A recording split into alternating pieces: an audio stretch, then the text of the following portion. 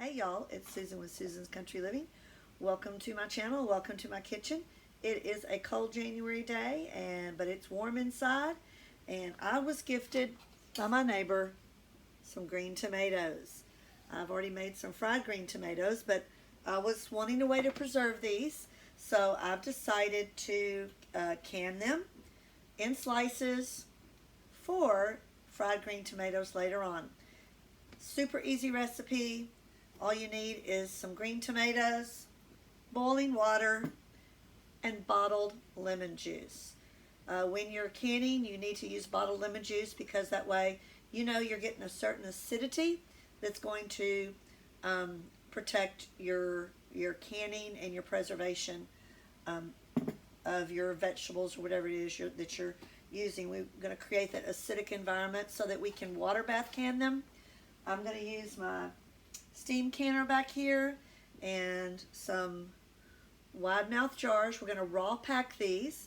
So what I'm going to do is I'm going to get these washed up and cored, slice them about 1/4 of an inch thick, and we're going to get them layered in our jars. Add a tablespoon of bottled lemon juice. Our headspace for the tomato is 1 inch, and then we'll come up with boiling water to a 1/2 inch headspace. And I will process these pints for 40 minutes in a boiling water bath. So I'm going to get these washed up. Okay, so I'm going to get these sliced up. Green tomatoes, normally you would have those in the summertime, but here in zone 9A along the Texas Gulf Coast, if we plant tomatoes in late August and we can get them through the last of the hot summer, we will have beautiful tomatoes in the fall. And we didn't have a freeze until January. So my neighbor had a lot of tomatoes planted and went ahead and picked them and gave me some of them. I'm very thankful for that. And so we're going to get these sliced. I'm going to cut off the blossom end. And just get that little blossom end cut off. And we're going to cut these into slices about 1/4 of an inch thick for frying, just like that. The inside is very meaty. The seeds really haven't developed yet. It's got a nice tangy taste.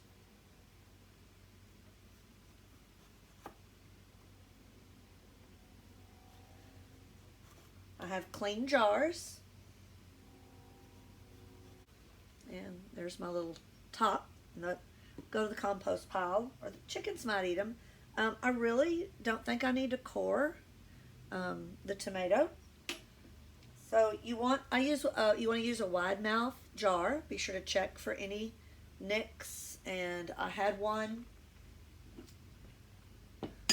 It wasn't up here on the ceiling part, but there's just something right there that looks like it possibly might break, and I wouldn't want the heat, the expansion, to ruin a jar. It doesn't look like it goes all the way through, but I'll just use this for something else like that I'm not going to process, like lard. I can pour that in there and that jar will be just fine. And I do use the wide mouth for lard. So we're going to set that aside. And I'm going to do the smaller one first, because kind of at the bottom that the jar curves in and it gets a little bit more narrow. So I'm going to put some of my smaller ones. Then I'll put these fit just perfect in the jar.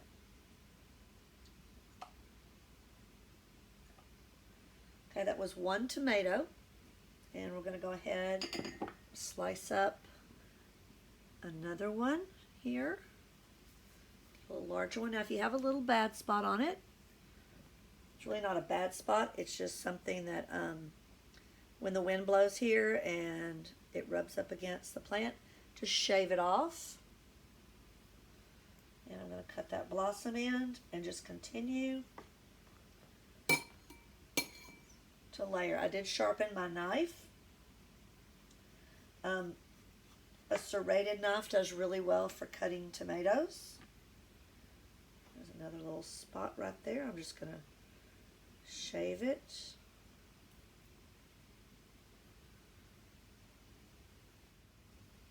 Just going to keep adding. These would have been beautiful purple and red tomatoes. That one's kind of tight there. I think I'm going to save that for another jar. So right there, that's about a 1-inch headspace. I kind of like that. I'm going to pour real slow so that I minimize my bubbles. There. I'm going to go ahead and get my jars filled up, and we'll be right back. Alright, so I have my jars filled, and it took about 2 tomatoes per jar. And I'm going to add my 1 tablespoon of lemon juice per pint. So if you're doing it for a quart, you would just double that. Got my water is boiling. 1 tablespoon.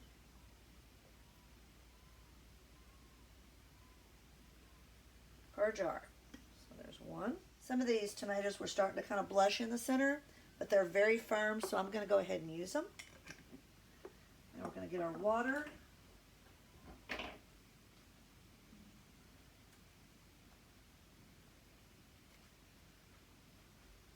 And pour them up to 1/2 inch headspace.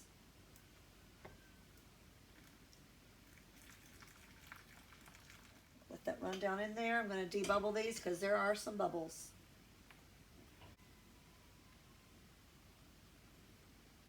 One-half inch headspace in each jar, and I'll check it after I do some pouring.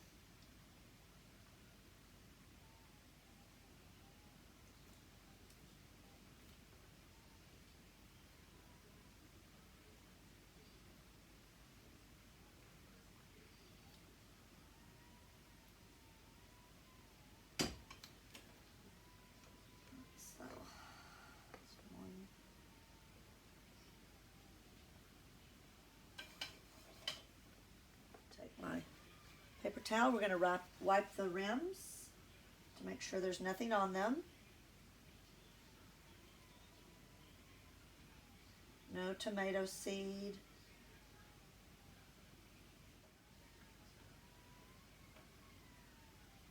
You put the rings on,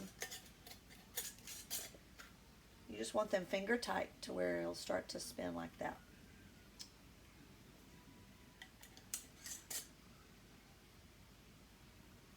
Because that air needs to be able to escape from the top of the jar.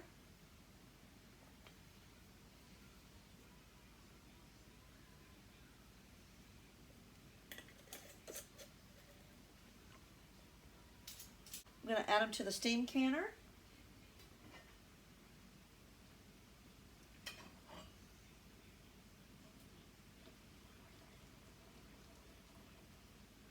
Fill that up just as full as I can because it's got to go 40 minutes.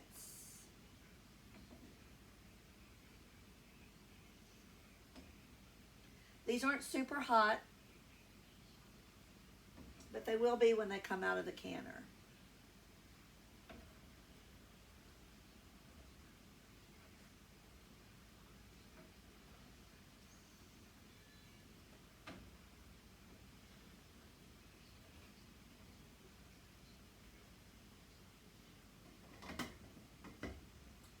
Okay, there's a dial on the top of it. For the altitude that I'm in, it needs to be at a certain spot, so I'm going to, it was sitting there, it was up to that, so I'm going to make sure that it holds there, and then I'll start my timer for 40 minutes. You could do a water bath. There's also, in the recipe that I saw, that you could pressure can these also, but it's just easier for me to get the steam canner out. So we'll be back and see what they look like. So our 40 minutes is up, and I'm going to cut this off, and some people let it sit with the lid on for about 5 minutes. I'm going to take it off.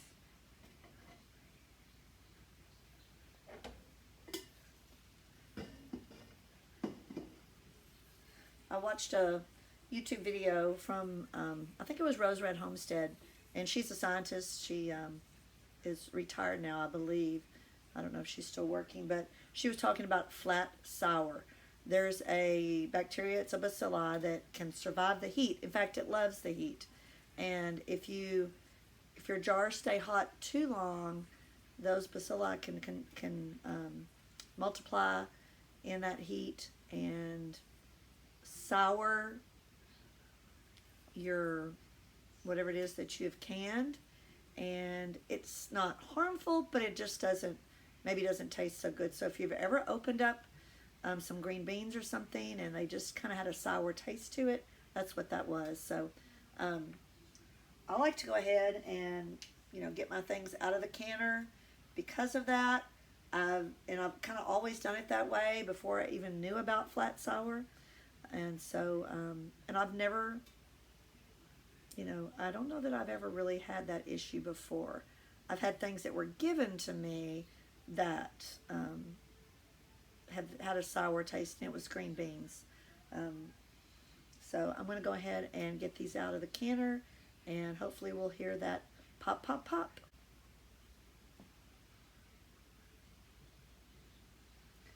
You see how they floated up a little bit.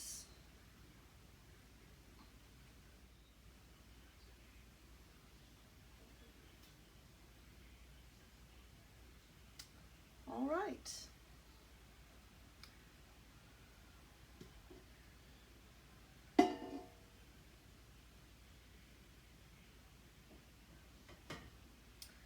So we're going to let those cool. You want to be sure that when you're cooling them that you kind of spread them out. They do create a buffer of warm air around them. In fact, I can put my hand between them and I can feel the warmth. So the cold air is really not going to get to them because of that buffer of warm air. But you want them to be able to cool off rather quickly. So we'll see if this works. The way that I would prepare this would be to drain. Really, I'm not going to rinse it off. There's no salt or anything like that.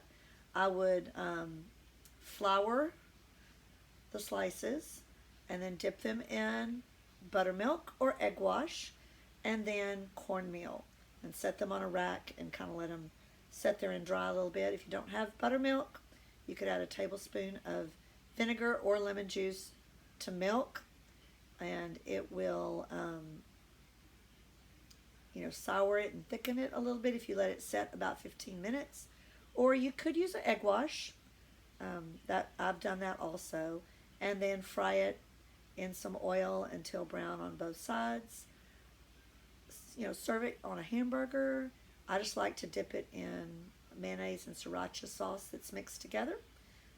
That's kind of my go-to dip for things like this. So if you have some green tomatoes coming your way sometime, give this a try and have that summer all year long.